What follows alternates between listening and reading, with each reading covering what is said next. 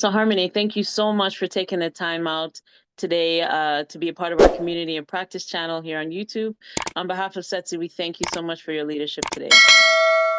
Miigwech, Nyawa, thank you so much for having me. It's an honor Mhm. to be here. Awesome. So, as always, we begin by acknowledging the original stewards of the various lands that we are on. We also acknowledge our ancestors. We acknowledge all those who toiled without compassion or compensation.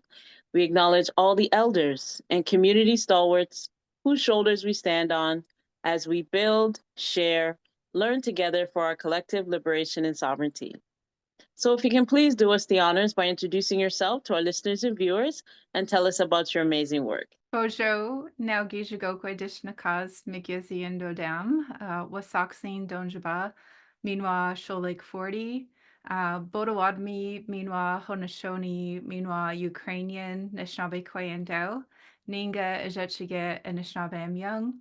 So, good day, everybody. My name is Harmony Redsky. I just introduced myself in Anishinaabe, which is an Indigenous language that is in my ancestry. And so, what I just shared was that I come from Wasauksing First Nation. It is actually an island community located in Georgian Bay. I also have relations into the community of Shoal 40 through marriage, and I am Potawatomi or Potawatomi as we pronounce it as Haudenosaunee from the Six Nations territory and Ukrainian. And I am doing the work that I can do to spread and share my language. And so that's why it's important for us to acknowledge the ancestors and the spirit by using the language every time we introduce ourselves and we can. So I just wanted to share that quickly. I am currently the executive director of the Survivor Circle for Reproductive Justice. The Survivor Circle for Reproductive Justice is a new not-for-profit corporation that has been formed in the last year and a bit to support survivors of forced, coerced, and imposed sterilization who are Indigenous from across Canada. We know that the issue of forced sterilization is one that has occurred in many communities that have been marginalized in Canada. And the story and the experience of this in the Indigenous community is one that has impacted many communities, every region, many families across the country in various systems. So, not only the healthcare system, but in other systems as well, dating back to the 1800s. So it's a practice that started through the residential school legacy, but also is maintained today in the modern day healthcare system as it's delivered, with the most recent documented case being noted as having occurred in 2019 in the Yukon. But we know since then that it continues. And so the work of the Survivor Circle is really to do not only public education around the issue of forced and coerced sterilization, what it is, but to also support the passage of Bill S-250, a bill to criminalize the act of sterilization, and then also to support survivors by providing an opportunity for them to access healing supports that could be for mental health, spiritual, emotional, physical trauma that they have experienced as a result of being forcibly sterilized, but also corrective measures through assisted reproductive technologies to try to, for those that are able, to undo and to try to find healing for those that are able to try to can access reproductive technology. We are also through the Healing Fund supporting community initiatives or organizational initiatives that could happen, for example, in a community in the north or in an organization in an urban center where there are survivors present, hosting the opportunity to bring them together to share their stories with women maybe with two-spirit transgender folks, those that have been impacted in various communities about the issue, what it is, and how to access the Healing Fund, for example. So that's some of the work. As well, we are building a national registry. The registry will serve as a database to collect a real and accurate number of how many survivors are in fact out there in the Indigenous community. Right now, it is reported that there may be up to 15,000, which is frightening. It is really frightening when you think of the fact that there are many more out there who are not even aware that what happened to them was a crime, or that something that, um, that they are a survivor. So lots of work that we have to do there to reach out. And this is not just an issue that is specific to the Indigenous community. We know that other communities of color, that other communities of marginalization, for example, those that have had disabilities have also had the experience of, or lived the lived experience of forced sterilization. So it's more common than we think. And the passage of the bill is hopefully going to prevent that from being a common reality in this day and age. So that's a little bit about the organization. And thanks for letting me share about it. Oh yes, it's so so so important. It's really a travesty, and that is a strong strong social justice, women's justice issue that needs to be addressed, and quickly, because you're dealing with the reproductive. That means you're dealing with generations, that are being you know uh, just, yeah, it's just terrible. Trying to do the politically correct wordage. Let me move on.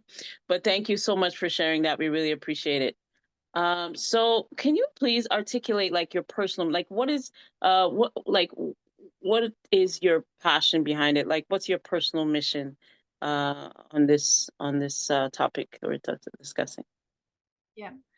So for me personally, the history of my work has always kind of wrapped around or surrounded Indigenous human rights work, environmental justice, women's justice, women's empowerment, but also media. My history is that I'm a former journalist.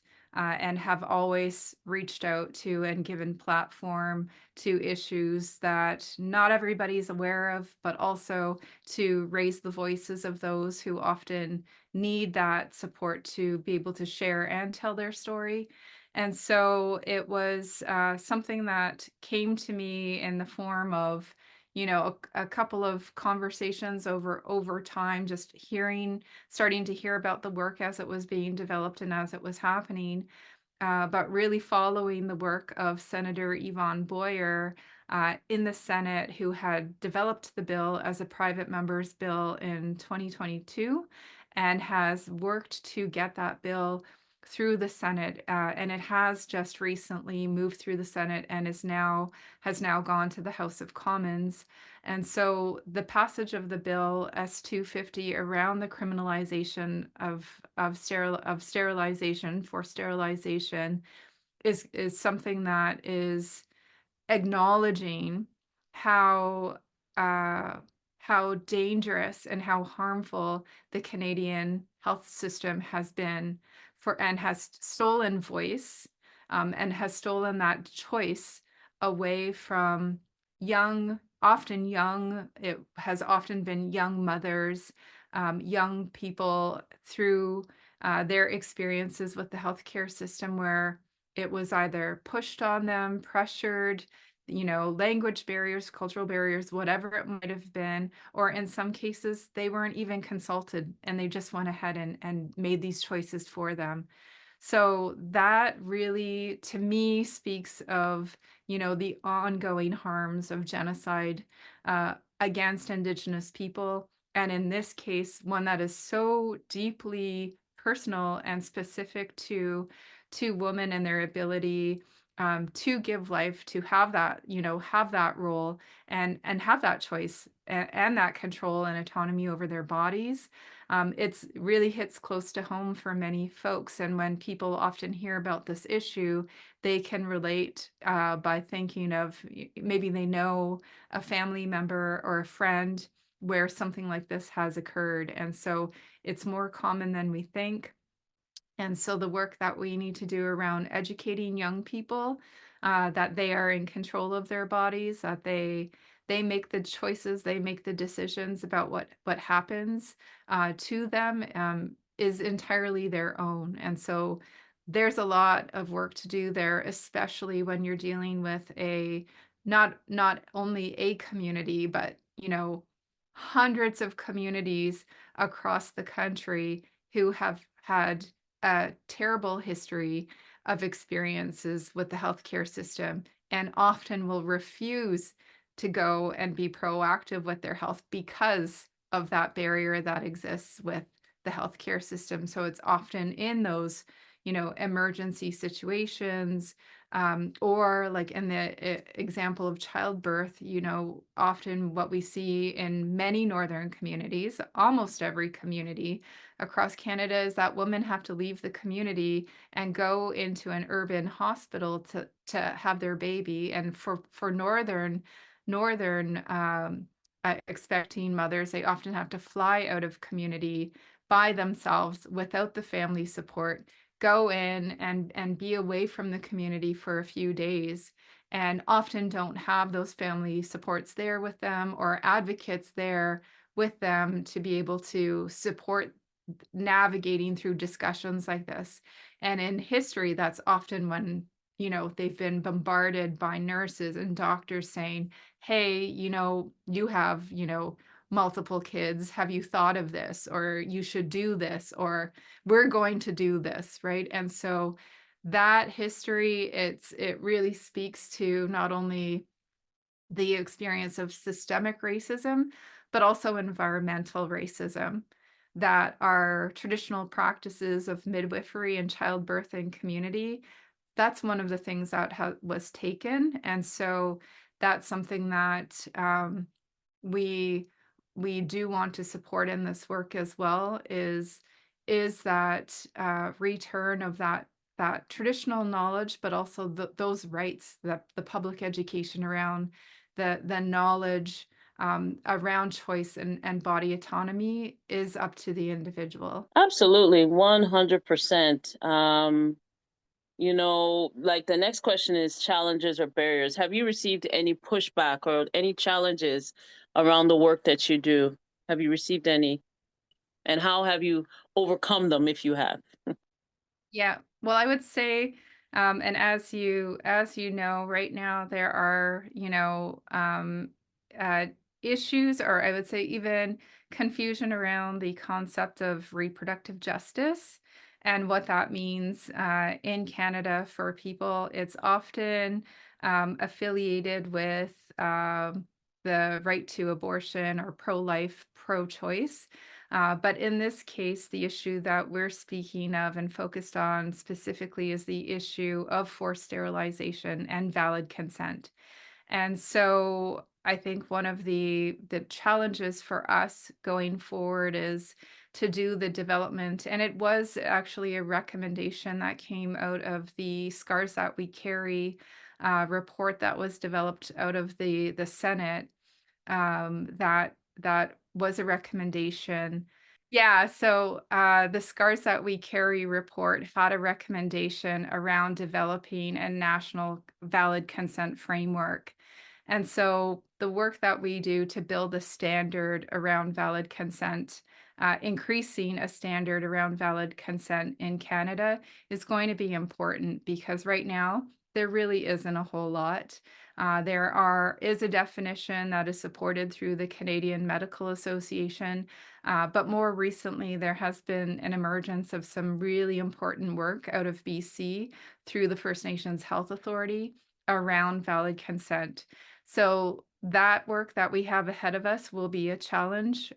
We do see, changes happening in the future, and what that holds. And so the work on the valid consent framework and really working toward a national standard, knowing that in each province, things are very different. That's going to be a challenge for us. Other challenges right now really are going to be the work that we have to do to really find and locate all of those women and men that are out there across Canada who have been sterilized.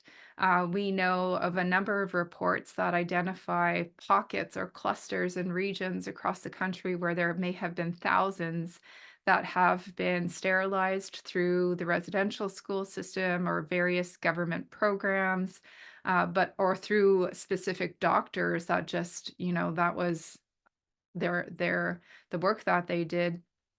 But, there isn't a whole lot of organized data beyond those few reports, and so the work of building the registry that we have, that database in the National Archive to find those real numbers that are out there, that go back to the 1800s.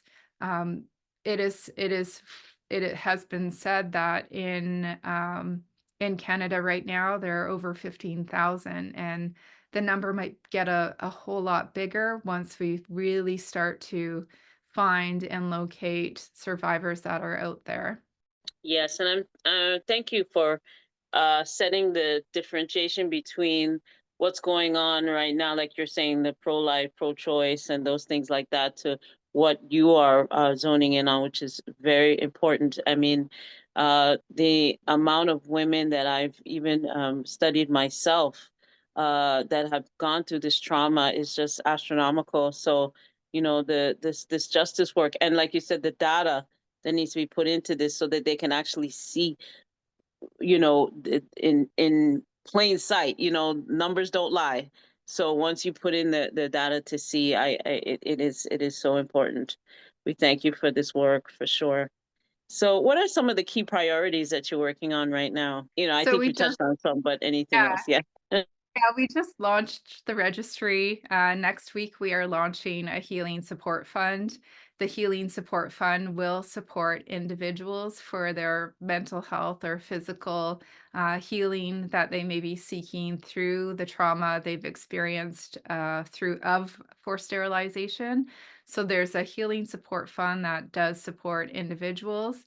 It will also support those seeking assisted reproductive technology to undo or reverse the forced sterilization that they had experienced for those that are eligible or are in the health to be able to do that.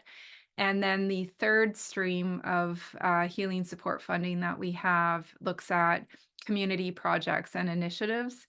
So that launches next week. So again, we are actively seeking survivors and have this fund available for them. And as I mentioned, the registry has been launched. We are also working toward a national gathering that will happen in March 2025.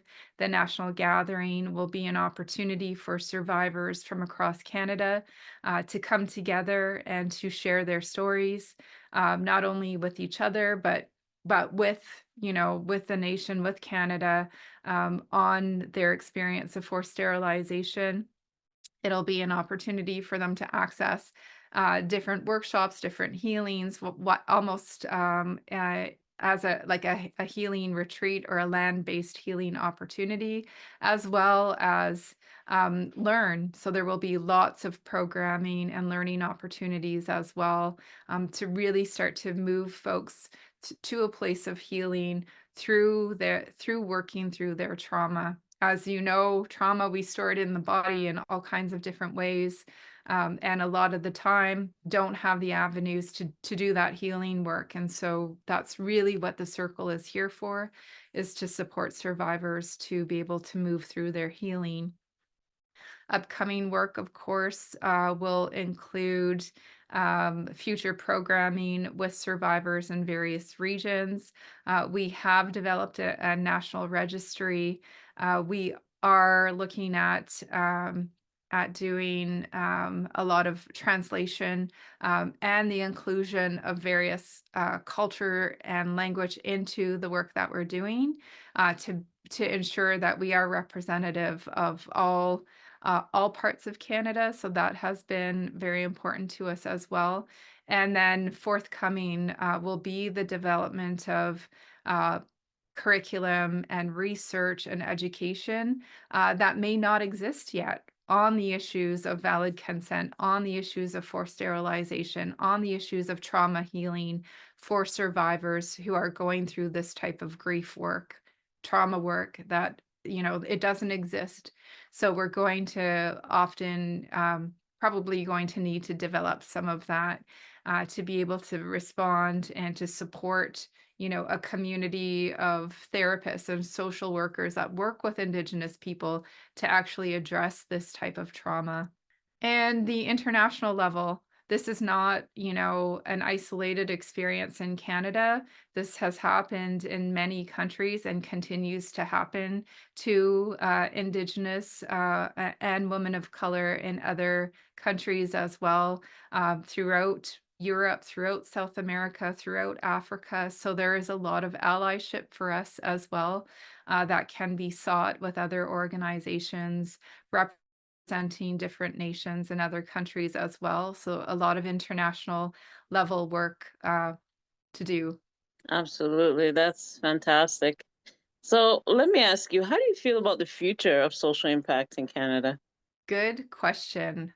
The future in Canada, uh, we've definitely over this last few years have been awakened and have been awakened to the reality that, the safe comfort that, has been experienced is not a reality in many, many parts of the world. And even here in Canada, we're not immune to that. And so things are definitely changed. And in terms of the work around the future, I think one of the strengths that I see coming from community is really building that resiliency through collaboration across communities, across networks, and that empowerment of one another really has been key in supporting because there's fatigue happening on so many levels, mental health fatigue, whether it be at the individual level, family level, community level, organizational level, and it isn't getting better. Like I just saw a report this week that said mental health supports have decreased since COVID or before COVID, that it's actually less now than it was before 2020. The fact that we have gone through this like global levels of exhaustion when we're looking at war, we're looking at pandemics, we're dealing with addictions, there's all of these different factors and it doesn't look like there's a whole lot of relief in sight. It really is those partner allies in our pocket or in our corner that are the ones that support us to get through. And I can say definitely on a personal level amongst colleagues, through networks, that it really has been something that has been a source of strength.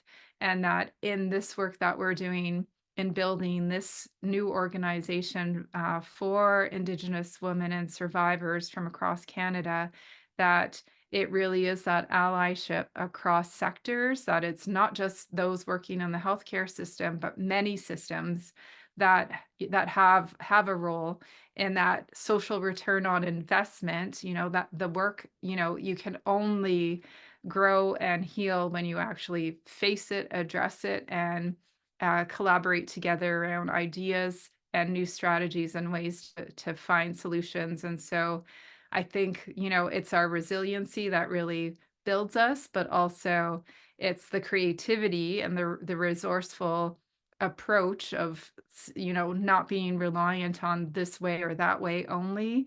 That really is, part of the strategy to have that deep and long lasting social impact. Exactly. It's like oh, my thing is shaking. Sorry. you know, um, we are doing it to really make the change of all the trauma that has been going on globally amongst women in this issue. And, it really will set a precedent for the next future because, as you said, trauma goes all throughout the body, but it also can enter the DNA. And when, you know, generations do come about by especially the works that you're doing, the healing methods that you're doing, it can still affect inside of the DNA and into the next generation. So this work is so, so, so important to eradicate, this hmm, injustice that has been going on. So awesome, awesome. So tell me, what does success look like to you? And I can pretty, I'm sure we can all understand your ultimate goal, but what is, if you were to like just paint a picture, what would the success look like to you with this? Success for the survivor circle is going to um, be demonstrated through the building of a community where survivors can come and have their story told and feel that what has happened to them didn't just go down, in history as a secret that nobody knew of. It's them putting their voice and having their truth, having the light shine on their truth. And what that might look for that like for them can be so healing. And so I imagine that success is going to be, you know, all of those survivors who have had the light shine on their story and their truth and have been able to maybe move through that in different ways that they hadn't imagined would happen for them in this life or for their families in this life or their communities in this life. That's something that I think is really, really important for us to see and is definitely our first priority. I think the second part of success in the work of the survivor circle is going to be the education work that we do with people to really empower them to learn and understand that they are in control and do have that body autonomy, that nobody makes the choice for them. And that's a really big, basic right that we all should be born with and know of and be raised with and be celebrated to live in and to be. And it is so harmful to see that in many ways that's something that has been taken and has been stolen, and that safety even in families to even be able to share and discuss, like that's something through, as you mentioned, like the generations of the impact of colonization in the DNA, that's something that has really been stripped away. And so restoring that sense of matriarchy, that belief in self and body empowerment, those are so important. Those are such important things to develop in young people.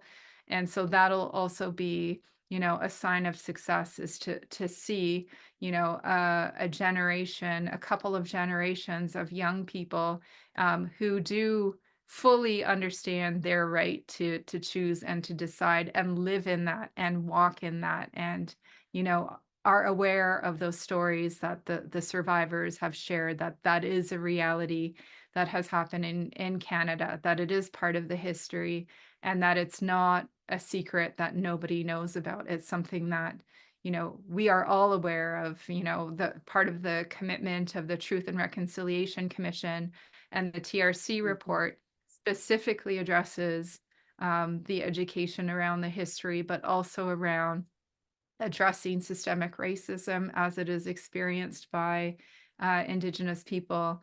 So those are some of the goals. That's what success would look like, and to make sure that the bill passes, that Bill S-250 passes, that doctors are charged. They can go, they can experience 14 years, in jail, in prison for that. So there's a lot of work to happen, and in terms of success for us, it will be the passage of the bill and the prevention of forced sterilization from ever happening again. Absolutely. That would be the ultimate success, that that bill does pass and justice is served. Um, and really those people brought to justice, the one that actually are pushing certain, things that will take away the rights. And, I mean, a choice is a choice making in that aspect, but taking away even the ability to make a choice is a whole nother level, and that needs to be brought to justice. Absolutely. But Harmony, this has been such a wonderful interview, so impactful, so much to learn and so much to take away. My last question to you is just your closing thoughts and the call to action, the next movement for people, and if anybody wants to reach out to you. Thank you. Yeah. Yeah, thank you so much. I think for us, part of the call to action, which is really important, for the average person or average Canadian out there, it's like, well, I'm not a survivor. What does this mean to me? And I think what's really important here is to know that this is a really common experience in Canada that our marginalized communities in Canada experience, and that it is not acceptable. It is not okay. It shouldn't be our current reality, and it should not be how our healthcare system operates. And so the education around that is really important. I would definitely encourage folks to go and check out our website at reproductivejusticesurvivors.ca and to look at whether or not they know somebody or know of communities where this has been a common experience, and to get the word out there, to share the information. We want to make sure that we reach everybody around the issue, and also share that those healing supports are there for survivors to access. So those are some of the priorities, and definitely support around the passage of the bill. And then the future work that we have to do around developing the education, the curriculum, all of that is going to really be successful through partnerships. So we will be looking for allies and networks, organizations that are doing similar work, are in similar practice, that we can join forces with, to make sure that not only is it being communicated and we're reaching survivors and doing the work to support them, but also that we're preventing it from happening again through doing the work to shift the actual systems and the ways that they operate. So lots there. Right, right. Well, that's perfect. That's something that I know will permeate throughout, you know, the world, because it's going on YouTube. So this is a global network, and we're thankful for it, because this important message has to get out there, and change has to be done. We do a lot of talking. Talking is good, but action is even better. Action will make the changes that we need to have on this planet, because as we know, if we do not make these changes, we are a part of Earth. We are part of nature. I know, well aware of that. So we don't do right by ourselves and in our bodies and have justice within ourselves, it'll reflect with nature, and the repercussions will come and is coming. So, Harmony, I really appreciate you very much. And I wish you much success on your journey. And on behalf of SETSI, we thank you for the leadership, and I'm sure this won't be the last. We'll definitely be collaborating. He'll send you an email, and look forward to having other discussions with you in the future. Miigwech and Yahweh, thank you so much for having me and for sharing, giving us the opportunity to share about the work that we're doing at the Survivor Circle for reproductive justice. Miigwech. Yes, Ashe. Amen. All right, so we will close the way that we began, by acknowledging the original stewards of the various lands that we are on. We also acknowledge our ancestors. We acknowledge all those who toiled without compassion or compensation. We acknowledge all the elders and community stalwarts whose shoulders we stand on as we build, share, learn together for our collective liberation and sovereignty. So, Harmony, all the best to you. Have a wonderful rest of your day, and we'll be in touch. Miigwech, thank you. Okay. Did I get a picture with you? Yes, I did. Okay. I want to make sure. All right, dear. All the best. Okay, thank you. Bye-bye. Take care. Bye bye.